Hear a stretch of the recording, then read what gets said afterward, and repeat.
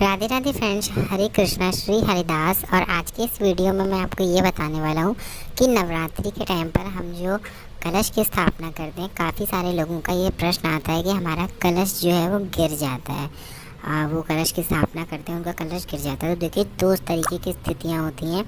पहली स्थिति ये होती है कि आप कलश को जो जवारे वाली जवारा जिसमें बोते हैं, जयंती जिसमें बोई जाती है, अगर आप उस बर्तन में रखते हैं और सेंटर में कलश रखते हैं, एक तो आपका कलश तब गिर जाता है, और दूसरा जो कारण होता है वो होता है आपने कलश रखा हुआ है और धक्का लगने या चूहे की वजह से या बिल्ली की वजह से वो कलश गिर जाता है।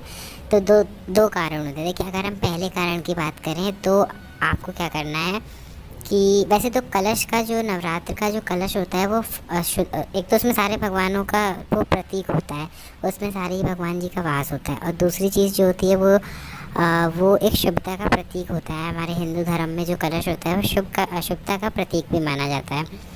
और जो नवरात्र में जो जयंती यानी कि जो जवारे बोए जाते हैं वो माता शाकंभरी का स्वरूप होते हैं।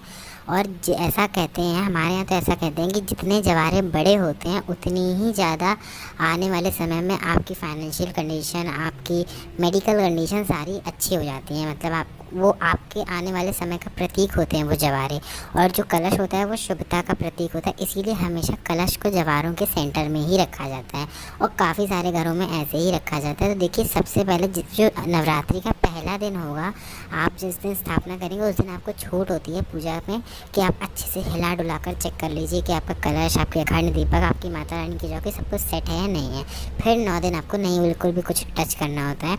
तो आप पहले दिन अच्छे से जो आपका बर्तन, अगर आप मिट्टी में के बर्तन में कर रहे हैं या फिर काफ़ी सारे लोग बांस की डलिया में भी कलश को रखते हैं, तो उस डलिया में अच्छे से जगह बना लीजिए। या फिर आप परात वगैरह में रख रहे हैं तो उसमें अच्छे से बिल्कुल जगह बना लीजिए। फिर उसमें कलश रख के साइड से मिट्टी रखिए। आपकी जवारे कितने भी बड़े हो जाएं, कभी भी वो गिर नहीं सकते। और दूसरी चीज़, तो ये तो पहला चीज़ होगा कि अगर आप जवारों के साथ में कलश को रख रहे हैं तो आपका कलश कैसे नहीं गिरेगा। दूसरी चीज़, अगर आप अष्टदल कमल बनाकर डायरेक्ट उस पर कलश रख रहे हैं तो देखिए, एक तो ऐसा करना थोड़ा सा मुझे नहीं लगता अप्रोप्रिएट रहेगा, क्योंकि कलश और जवारे साथ में रखे जाते हैं। अगर आप ऐसा कर रहे हैं तो फिर आप कुछ बातों का ध्यान रखना कि जैसे अगर आपके घर में छोटे बच्चे हैं तो वो कलश के पास ना जाए, नहीं कलश के तो कलश नहीं गिरेगा।